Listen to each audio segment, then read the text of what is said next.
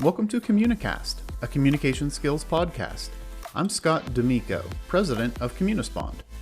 Today I'm talking with Dr. Betty Johnson, who is a leadership and change expert and founder and president of Bridging the Difference, which uses evidence-based best practices to help individuals and teams boost productivity, accelerate performance, and build an inclusive environment. Check out the episode to hear Dr. Johnson discuss the importance of dignity at work, how to combine high accomplishment and meaningful work relationships to bring about engagement, and how leaders can avoid becoming irrelevant by valuing the opinions of others. I hope you enjoy.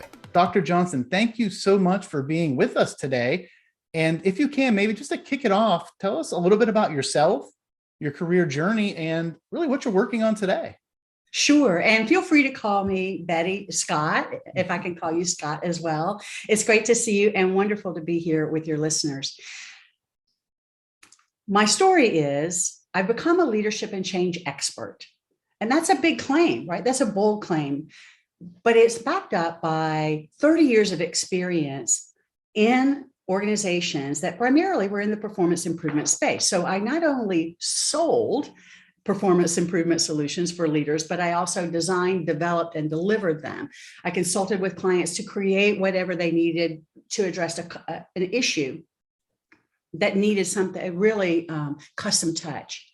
And through that work, I began to see some gaps that I wanted to fulfill through my own firm. So I launched Bridging the Difference to focus on two things that my clients were saying they really needed, but they weren't always connecting them together. And that is higher accomplishment with and through other people, and more positive, enjoyable, meaningful work relationships. To have both of those at the same time, well, the evidence shows, the scientific evidence shows that those are really essential for well-being, but they're also really essential for the woes we experience today, like the big shuffle or the big quit or the great resignation, whatever we're calling it these days as it continues to unfold.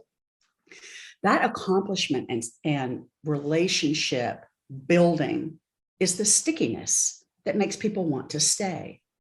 When they can do both, then there's engagement. So that's the work that I do. I work with leaders and teams, and I love working with teams because that's really where it gets challenging. That's where the bumps are. Mm-hmm. And working with people to smooth out those bumps and how they show up in their behaviors and the way they think about things is the work that I love doing. Yeah. And what I'm working on right now that's related to that is I have a dignity study that everything I do is evidence-based. And I like to collect my own research using a peer-reviewed process to eliminate things that maybe are not quite clear in the literature yet. So my new study is Dignity at Work and how leadership behaviors that either affirm or erode employee well-being are really violations or affirmations of dignity. And so when that happens, what does it look like? What are those specific behaviors? Don't we all want to know like what to do and what not to do? Absolutely. Yeah, because we're also connecting it to what are the outcomes. So we're asking our study participants, when that happened, what did you do as a result?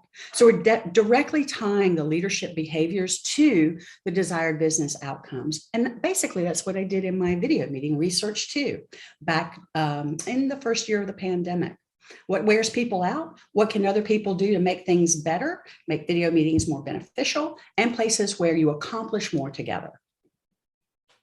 Excellent. Thank you so much for sharing that. What a just fascinating background and work that you're doing. And, I think this idea of workplace happiness and driving results through people, through engagement with other people, and then also having it be enjoyable, this idea that people really want to feel engaged with their work, bring their whole self to work, feel happy, look forward to it.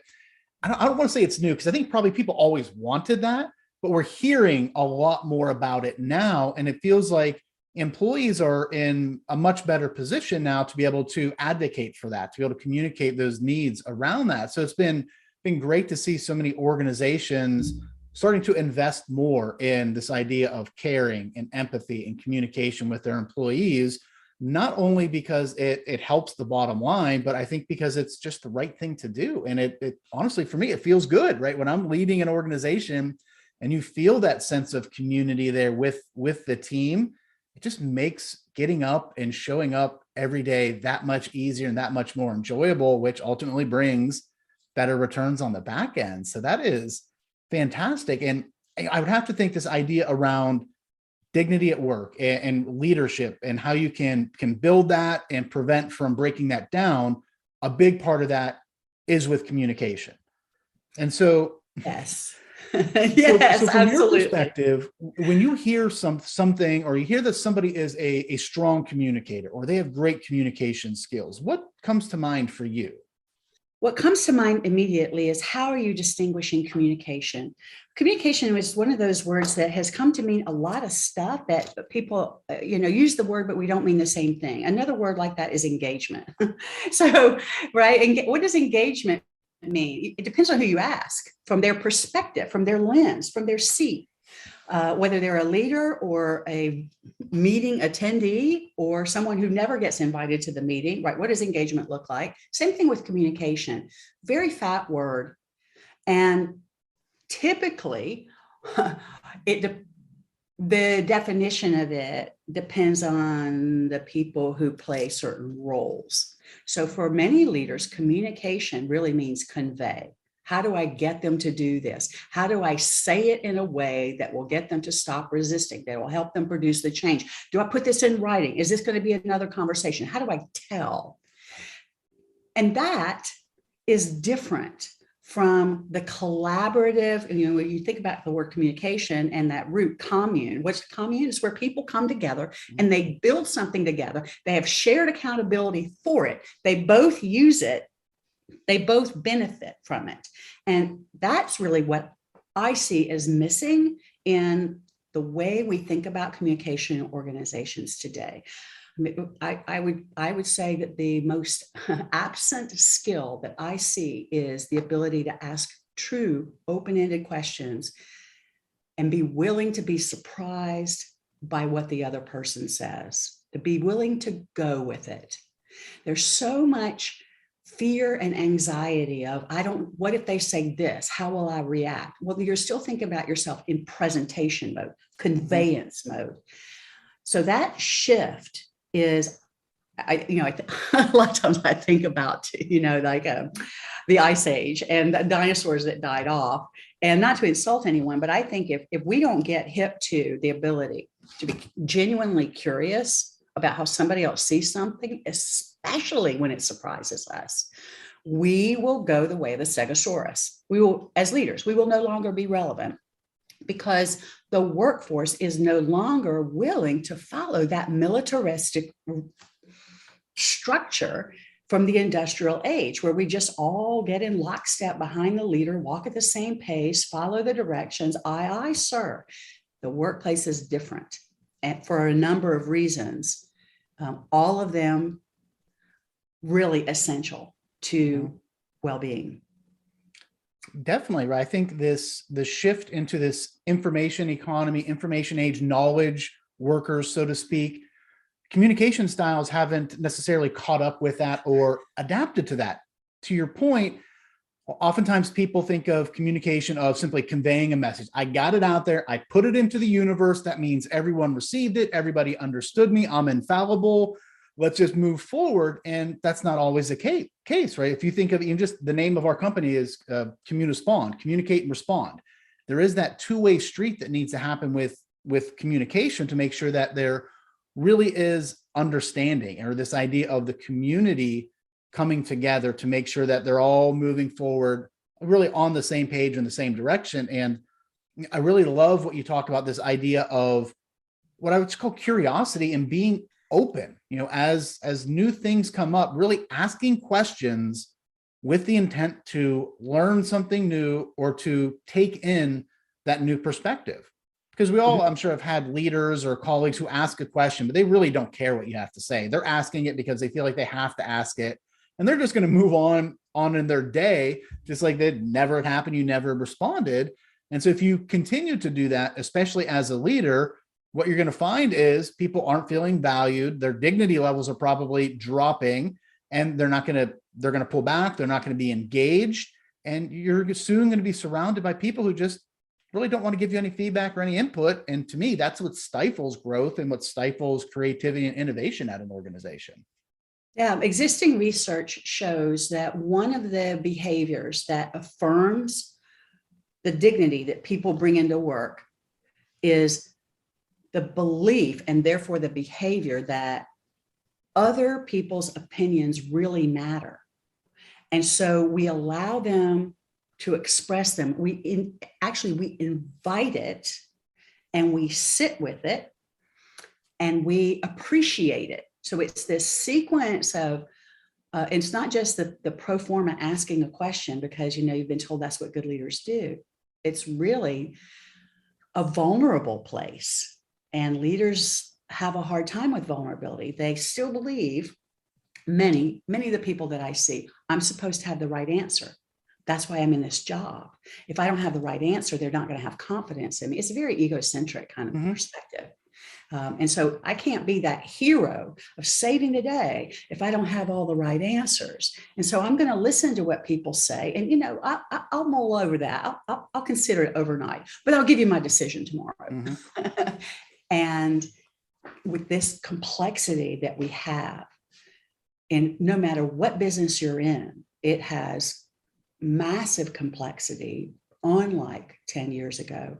There's no way a leader can have all the right answers. It's just impossible. It's too complex. The systems are too enmeshed. I think one of the most powerful statements out there, especially if you're a leader or a salesperson, is simply, I don't know. It's okay. And so, as you mentioned, some people are afraid to say that.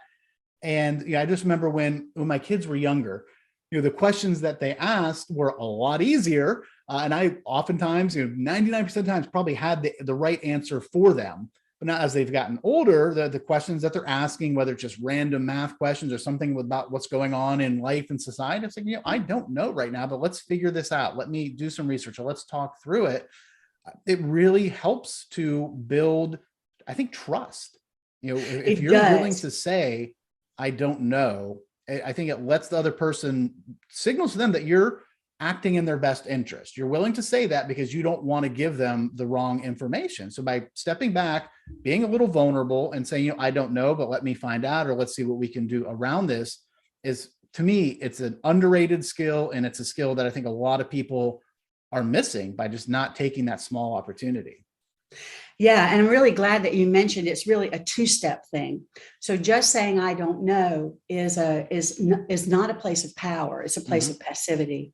And what our coworkers want, what our direct reports want, and what the people above us want is for us to be able to say, I don't know, let's figure it out.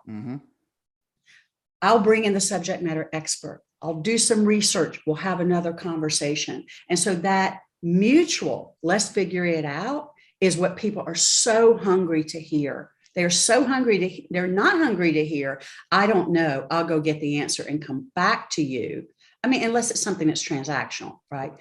The better thing to say is, I don't have that information, or I don't know the answer to your question. I have some thoughts. Let me do some research. Let me do some asking around, and let's get back together and figure it out. Yeah, that's the engagement, at least, that employees are looking for. They want voice. Voice is agency. Agency is inclusion. Agency is equity. We have a lot of conversations these days more about inclusion now than diversity. It's like, it's almost as if diversity, you can check the box or not. Diversity is a numbers game. Now we're really focused on this inclusion. Which comes first, inclusion or diversity? And we're trying to figure it out, and we don't know what good looks like yet. I think my dignity study is going to help with that. But then we forget about that last part, equity. What does that mean? Because without the three-legged stool, it's not going to be a comfortable place for people to sit, right? You're not going to get really great leadership and really great followership and contribution without all three. So equity looks like, let's get in this together, where you have skin in the game on figuring it out too, where I, as a leader, are empowering you to not just raise the question now, but raise more questions later, contribute your ideas later. This is back to your original question. This is communication. This is the commune of coming together, creating what we both need, sharing in the construction of it and the maintenance of it, and both benefiting from it. Absolutely. Very, very well said. Thank you. So we've hit on a couple of things already. This idea of be willing to ask questions, open-ended questions that you and be open to what you're here, being willing to take it in, really focusing on let's figuring this out together. If you think of the workplace today, what are some core communication skills that you think are really necessary for employees, leaders, whatever it may be, to be successful in their roles? The number one killer. All right, so let's back it up. That's my headline, the number one killer. The number one killer of productivity, effectiveness, engagement, participation, equity, inclusion, all that. The number one killer in terms of communication is when you send a meeting invite and you don't include the target outcome. I'm on a big bandwagon about this target outcome thing because I feel in the conversations I have, I feel like it takes a while for people to wrap their heads around it. They send out a meeting invitation and a subject line is the purpose, discuss the project update, team cadence meeting, whatever. And maybe they put together an agenda, not always. Evaluate that for yourself, listeners. How often do you actually get the agenda? But where in all of that is what we're shooting for? We all just watched the Super Bowl. What if we were watching a Super Bowl game with no goalposts? Like, where's the target? How do we know when we've won? And not only that, where are the 10-yard line markers? We need to know how we're advancing. Are we getting close to achieving that goal? Can we celebrate the one agenda item, which is at the 10-yard line? So this laying out how we come together in a meeting, the communication of that, so not just a conveyance. The way it works best is I send you a meeting invitation, Scott, and maybe two of the people on your team. And I say, the purpose is to talk about communication. Our target outcome is we want to have a shared understanding of some concepts and a few key takeaways for your listeners. Now we know what we're going for. Those few key takeaways, as a meeting leader, you're focused on it. Your team is focused on it. I'm focused on it. We are moving down the field, right? Mm-hmm. And we know when we hit it, we know when we've got the takeaways, and we can celebrate that. There's that accomplishment. There's that relationship building. But what it requires is you have to state what the end goal is for the meeting. Otherwise, people are just floundering around, throwing the ball at each other and not knowing which direction to head. Love it. No, love the sports analogy is always great. And, for me, having that outcome, the desired outcome, the goal of the meeting, whatever it may be, is so important. And it ties back into something you said a minute ago, was this idea of oftentimes we don't know what good looks like. Mm-hmm. And once you've kind of defined the goal or the desired outcome for the meeting, you've established what good looks like. One, so when you've got there, when you've arrived, when you've accomplished the goal, but even sometimes just after the fact of stepping back, okay, was this a good meeting? I see this a lot in the sales world where a rep will have a meeting with a client. Hey, how was that meeting? Oh, it was a great meeting. Awesome. Oh, okay, good. What made it so great? And then crickets. Because they didn't really define what a good meeting looks like. Is this a discovery meeting where you're hoping to identify A, B, and C? Is this a meeting you need to move the project to the next phase? So yes, we accomplished that.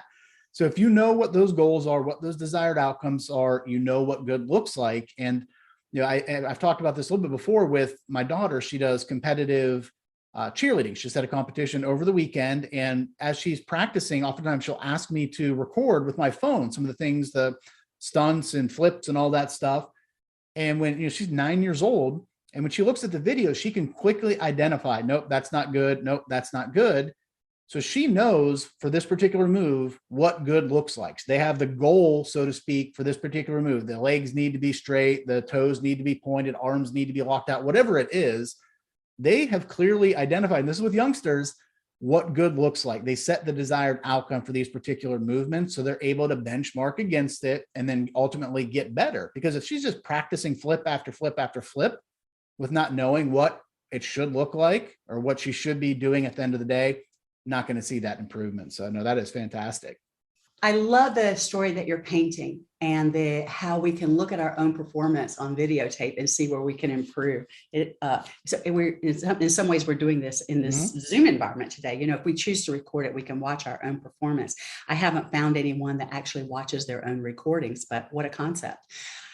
One distinction between what you're describing with your daughter and a meeting environment is this is your daughter's individual performance, and a meeting is a collective performance. So if we are to make our meetings a place for communication, we have to start on the front end before we even come together. If all I do is I decide the purpose, I decide the outcome, I decide the agenda, and I convey it to you, we're not building a commune. I am in control. And maybe you'll be able to get your voice in the room and maybe you won't. And if my agenda is poorly crafted, meaning if it's not complete sentences and it's bullets and you don't know, what does Betty mean by Q4 projections? Right. Like, what is she talking about? Yeah. Then we're going to break down. We're not going to be able to build this together. So what is really the next step that is widely missing in the workplace, but so essential, is you send that draft.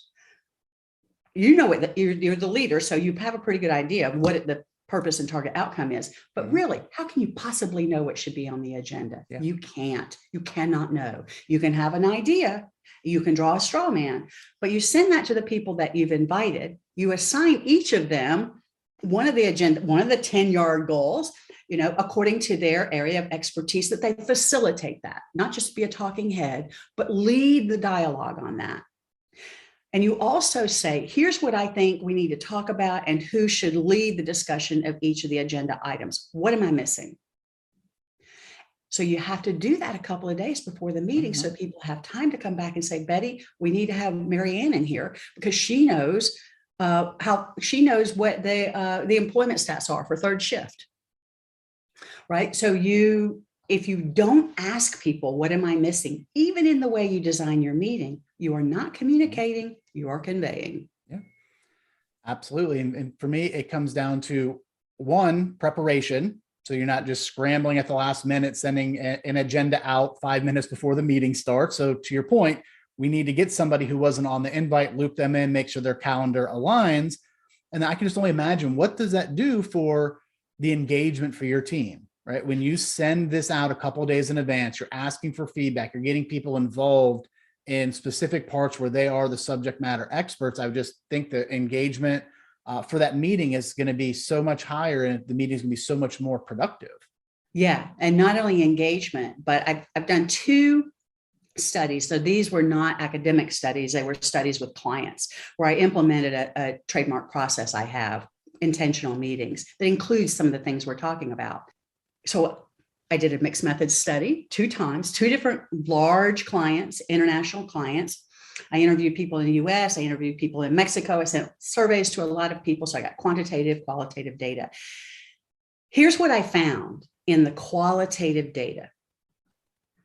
Both companies, without having talked to each other at 2 different points in time on 2 different years, the results were the same. Their meetings went from 3 to 1. So they reduced the number of meetings they needed to have from 3 to 1. And that one meeting, instead of being an hour, was 20 minutes. And they made decisions that stuck. So people didn't go back out and like, I don't know about that decision. Maybe I need to go talk to her one-on-one. The decision stuck. So super efficient. Very rewarding for those of us who really like to get the work done. And guess who we are? We're the leaders, right? We are all in to accomplishing the work. And our people are too, if we just let them. If we just enable them to accomplish the work, they get a high from it too. Also, and this is another data point that I love. It's the one I hold really dear. Both of these organizations had Latin American operations. And when I did the interviews, one of the questions was, so this is what your company, you say your company achieved and your department achieved. What did you personally get out of changing the way you do things with your meetings? What was the number one benefit to you? So I got lots of answers to this, but here was the theme. in the Latin American companies, both companies. The theme response was what I got, what my leadership team got, and what our organization got was increased trust. How about that? Yep. Not something you can quantify. Right. One was the senior operations director for Mexico, and he said the impact on employee trust has been so great that we're implementing this as standard work process for all of our plants. Wow. Yeah. Yeah. It makes an impact. And when those trust levels go up, it enables so much at an organization. It enables you to move a lot quicker, to be a lot more agile. And like I said, the engagement and the retention is going to be that much stronger. That is fantastic. And it's funner, Yes, know. definitely. That's an important Funner. thing. It's Absolutely. more fun to come to work where you trust the people and the intentions of your leadership. And you know, when I show up, I know what this is about. I know how to get my voice in the room. I'm going to know when we scored a touchdown, and I'm going to go back to work and do my job. This is one of the issues today with the ubiquitous video meetings that are being held for every purpose under the sun, including surveillance, making sure people are actually sitting at their desk and working, so-called engagement, so-called team connections and building team esprit de corps. It's dubious whether that's actually happening in these meetings, but we're having so many of them that on average, American workers, knowledge workers, are working 2.5 hours more per day than they were before the pandemic. They're no longer commuting. Awesome. But that doesn't mean they're sleeping late. They're getting up earlier and they're working longer. Yeah. 2.5 hours more. It's not like these people were only on an 8-hour-a-day schedule anyway. Knowledge workers work long hours. Right. Now they're working 2.5 hours more. Why? Because they're in meetings and can't get their tasks done. So if you can reduce the number of meetings and the time of your meetings while also enabling relationship building and accomplishment for those you lead, that's the Super Bowl. That is it. Very well said. So Betty, as you think of throughout your career, who is somebody that has impacted your communication style? What have you taken from them and adapted to make it your own? I have to say this, even though it wasn't in my career that it happened, but my number one influencer was my mom, who passed away last year. When I was 6 years old, my mom took me to the library weekly, and my mother loved reading. She loved to read fiction. So she'd be standing over at those cellophane bound stacks, pulling books out, opening them up, putting them back. You're a kid, you watch. I'm over at the little low end, 2 shelves high, as tall as I am, overwhelmed by all these books, having no idea what to choose. So my little short self walked over to my mother and said, "How do you know which books to choose, Mom?" And she said, "I look for the books that have a lot of this little mark in it. These are called quotation marks. I find that books with a lot of quotation marks are a lot more interesting." And this is relevant to our conversation about communication. When you're interested in what other people have to say, you develop an innate empathy, an innate appetite for being adaptable yourself, for having your perspective shifted. And also thanks to my mother's love of books and how she instilled that in me, I have a pretty darn good vocabulary. And it comes from childhood, reading and listening to others' words. So I love that. Yeah, that's my story about Mom and one of the ways she really influenced my life and career. That is great. Sorry to hear for your loss. Sounds like a great lady and just instilled so much into you that I think it has brought you to who you are and where you are today. Somebody that really does care about other people's thoughts and ideas, and then taking that and finding ways to make people's lives better through building them up at work, driving engagement, driving dignity and culture in the workplace. So that's awesome. Thank you for sharing that. I seek to honor her every day. Thank you for your condolences. My mother continues to be an inspiration. She shines a light for me to follow. No, that is great. So as we're wrapping up, I want to be respectful of your time. What's maybe one closing thought that you have for the listeners, whether they are first time leader, maybe they're just out of school and heading into the workplace, or could be mid-career, making a pivot, going into a completely different direction. What's your advice to them around communication skills and their importance and how they can impact their career journey? The power of the question is untapped or not, and often it's just untapped. The power of the question, of the genuinely curious question.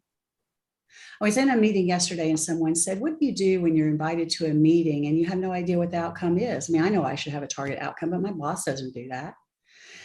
And my response was, and listen to people, those of you who are new in your career, if you are invited to a meeting and you don't know what it's meant to accomplish or your role in it, you just got the invite. Here's a power question you can ask that will allow you to stand in all of the personal power that you have. The question that you ask the person who invited you is, first you acknowledge, thanks for inviting me to the meeting. Would you share with me, what is your target outcome for this meeting? I'm asking because I want to prepare so that when I show up, I can support it. That's it. What is your target outcome for the meeting? I'm asking because when I want to prepare so I can show up to support it. Now, put yourself in a leader's shoes. If you had an employee who said that to you when you sent out one of those, spontaneous meeting invitations and you're inviting 30 people, and I can see myself on the distribution, right? If you're the leader who sent that out and someone says, what's your target outcome for the meeting? I'm asking because I want to prepare to show up and support it. What's your opinion of that person? They want to add value. A player, right? I'm not going to resent that they've asked me because of the way they've done it.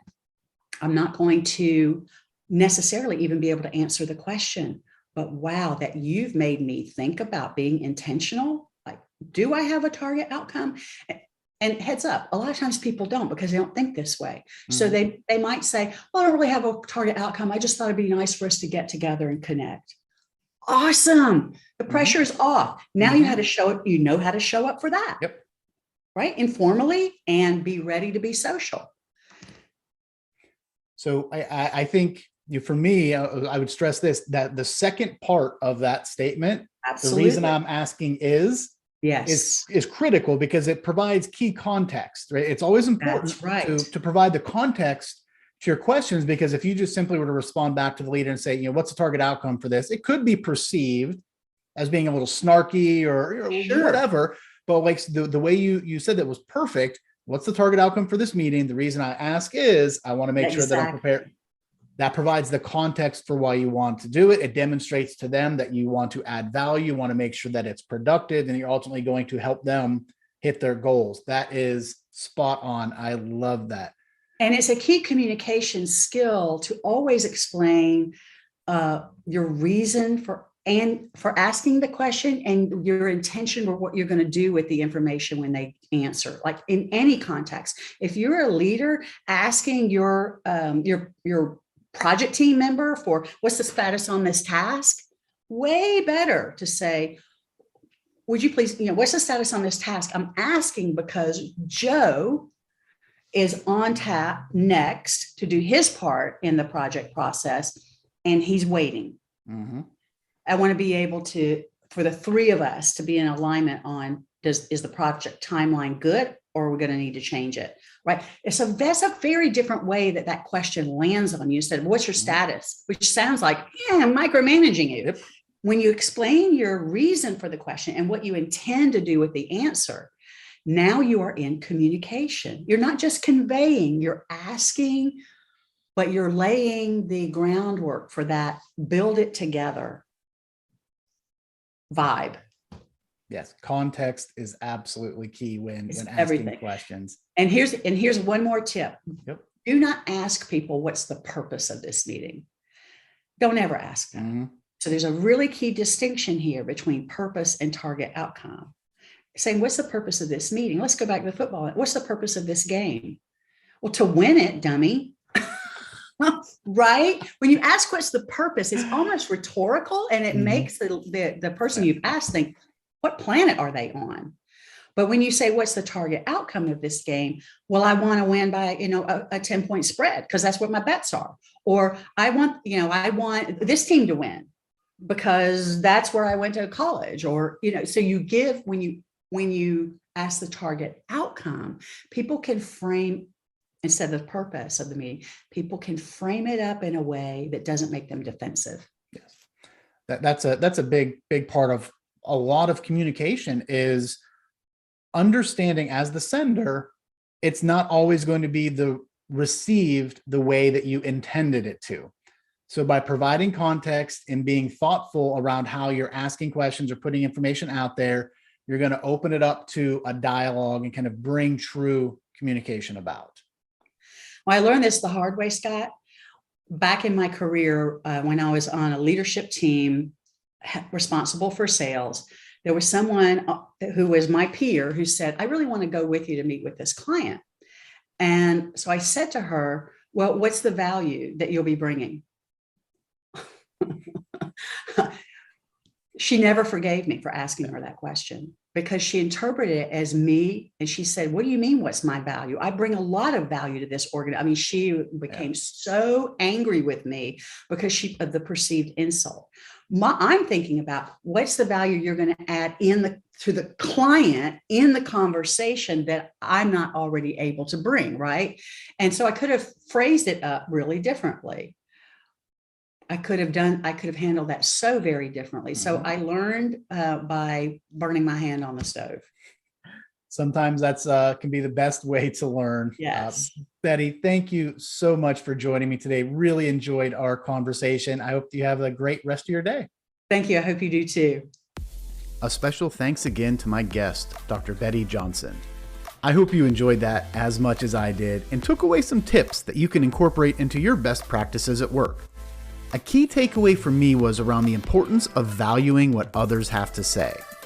As a leader, if you aren't listening to those around you and considering their opinions, you will soon be surrounded by people who have nothing to say. If you haven't done so already, please be sure to subscribe to Communicast so that you can be notified of new episodes. Thanks and have a great day.